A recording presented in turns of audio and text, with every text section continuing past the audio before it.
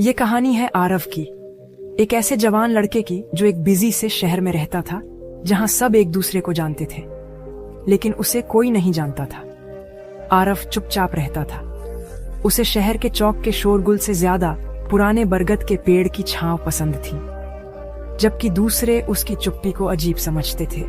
आरव दुनिया को बारीकी से देखता था, पत्तियों में पैटर्न, डालियों से छनती धूप, चींटियों का डांस। लोग उसे ख्यालों में खोया हुआ, दुनिया से कटा हुआ कहते थे।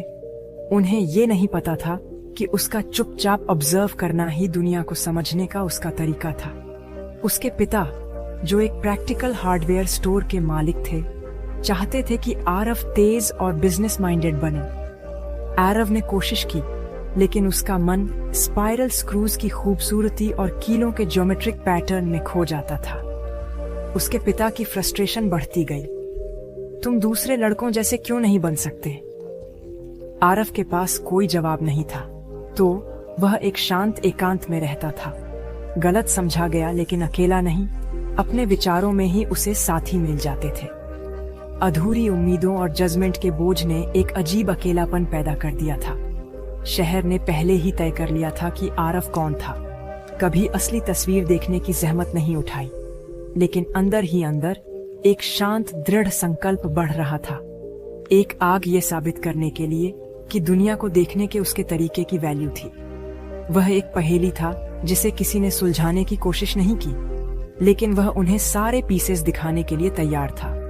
यह उसकी यात्रा की शुरुआत है। कभी कभी सबसे शांत लोगों के पास सबसे गहरे जवाब होते हैं, और आरव अपने शहर को यही दिखाने वाला था। आरव का दिमाग अलग तरह से काम करता था। वह पॉज सुनता था, अनकही बातें देखता था और उन अंडरकरंट्स को महसूस करता था जिन्हें दूसरे मिस कर देते थे। उसकी गहरी चुप्पी को इनकम्पिटेंस समझा जाता था। शहर वाले एम्बिशन और बातों को महत्व देते थे, न कि शांत ऑब्जर्वेशन को। आरव दोपहर नदी के किनारे बिताता था, प्रकृति की भाषा सीखता था, जबकि दूसरे उसके बर्बाद समय पर हंसते थे। बाजार में वह सब्जियों के रंगों और आकारों की तारीफ करता था, जिससे अधीर दुकानदार परेशान हो जाते थे।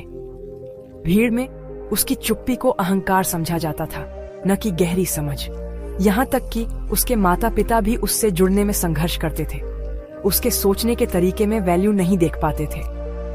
नदी कैसे बहती है, ये जानने से पेट नहीं भरेगा, उसकी माँ कहती थी। गलत समझे जाने पर आरव ने अपने चारों ओर शांत फ्रस्ट्रेशन की एक दीवार बना ली थी।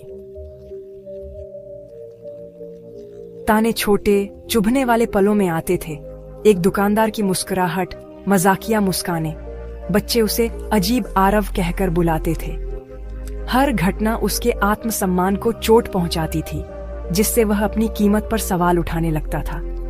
शहर के त्योहार में आरव ने एक पहेली सुलझाई जिसे कोई और नहीं सुलझा सका, लेकिन बोलने के लिए उसका मजाक उड़ाया गया। हंसी चुप्पी से ज्यादा चुभती थी। उसने पब्लिक प्लेसेस से बचना शुरू कर दिया। फुसफुसाहट और घूरने से बचने के लिए घर जाने के लिए लंबा रास्ता लेता था। फिर भी देर रात को उसे प्रकृति में देखे गए पैटर्न्स को स्केच करने में सुकून मिलता था। उसके चित्र उसकी शरण बन गए, एक ऐसी जगह जहां उसके नजरिए की अहमियत थी। उन शांत पलों में उसने अपने आत्मविश्वास को बढ़ाया। खुद से कहता था कि उसकी दुनिया का मतलब है, भले ही कोई और न समझे। शायद एक दिन इतना ही काफी होगा। हर मॉनसून में नदी शहर में बाढ़ ला देती थी, जिससे घर और फसलें तबाह हो जाती थीं। काउंसिल के समाधान साल दर साल विफल होते रहे। एक विनाशकारी बाढ़ के बाद आरव ने नदी के पैटर्न्स का अध्ययन किया। पानी कैसे चलता है, कहाँ धीमा होता है, कहाँ तेज होता है। उसके सालों के ऑब्जर्वेशन उसके दिमाग में एक मैप बन गए। अचानक उसे एक समाधान दिखा। नदी से लड़ने के बजाय उसे गाइड करे। क्या होगा अगर वे पानी को एक नया रास्ता दें? आरव घर भागा, नदी, शहर और जमीन के आकार का एक डिटेल्ड मैप बनाया। उसने नहरों और तालाबों की एक प्रणाली डिजाइन की ताकि बाढ़ के पानी को मोड़ा और धीमा किया जा सके। ये एक ऐसी योजना थी जो शांत ऑब्जर्वेशन से पैदा हुई थी, न कि किताबों से। पहली बार आरव को एक मकसद का एहसास हुआ। आरव को मजाक उड़ाए जाने का डर था, लेकिन वह जानता था कि उसे अपना विचार बताना होगा। उसने अपनी पिच की प्रैक्टिस की, फिर अपने पिता को ड्राइंग्स दिखाई। नदी के बहाव और नहरों और रिटेंशन पॉन्ड्स के लिए अपनी योजना बताते हुए आरव ने शांत विश्वास के साथ बात की। उसे हैरानी हुई। उसके पिता ने सुना, सच में सुना। पहली बार उन्होंने एक ख्याली पुलाव पकाने वाले को नहीं, बल्कि एक प्लानर को देखा। यह सही है, उसके पिता ने कहा। उनकी आंखों में गर्व चमक रहा था। अपने पिता के समर्थन से आरव को टाउन काउंसिल के पास जाने की हिम्मत मिली। काउंसिल को शक था, उन्होंने उसकी आर्टिस्टिक नहरों का मजाक उड़ाया, लेकिन उसके पिता ने उसका बचाव किया। आपके इंजीनियरों की योजनाओं ने क्या हासिल किया है? ना चाहते हुए भी काउंसिल ने एक छोटा ट्रायल करने की अनुमति दी। कोई रिसोर्स नहीं, बस अनुमति। आरव और कुछ वॉलंटियर्स ने खोदना शुरू किया, दृढ़ संकल्प से प्रेरित होकर। जैसे जैसे मॉनसून करीब आया, शहर ने देखा उसके फेल होने का इंतजार कर रहा था। बारिश जल्दी और तेज आई।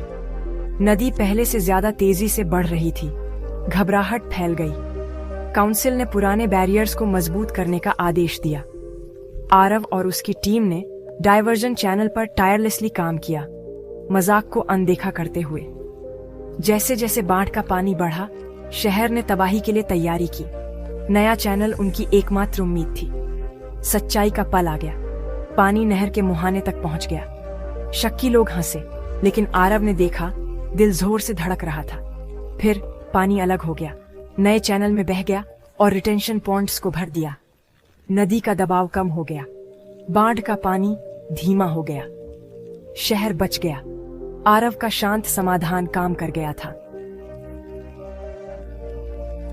शहर के लोगों ने आरव की नहर को बाढ़ को मोड़ते हुए देखा, जिससे घर और आजीविका बच गई। उनका मजाक सम्मान में बदल गया। पुराने बैरियर टिके रहे। बाढ़ कभी नहीं आई। लोग आरव के पास आए, मजाक के साथ नहीं, बल्कि कृतज्ञता के साथ। तुम्हें कैसे पता चला? उन्होंने पूछा। आरव बस मुस्कुराया। वह शुरू से ही देख और सुन रहा था। शहर में उस शांत लड़के की बात फैल गई जिसने उन्हें बचाया था। आरव खड़ा था, विजयी नहीं, बल्कि संतुष्ट। उसने नदी से लड़ाई नहीं की थी, उसने उसे समझा था। कभी कभी जवाब वहीं होता है जहां दूसरे अनदेखा कर देते हैं। अगले दिन आरव को टाउन काउंसिल ने सम्मानित किया। वही लोग जो उसका मजाक उड़ाते थे, अब उसके विजन की तारीफ कर रहे थे। शहर ने उसकी पूरी नहर प्रणाली को फंड किया और आरव एक वैल्यूड एडवाइजर बन गया। उसकी शांत ऑब्जर्वेशन को आखिरकार एक ताकत के रूप में देखा गया। अजीब आरव का उपनाम फीका पड़ गया।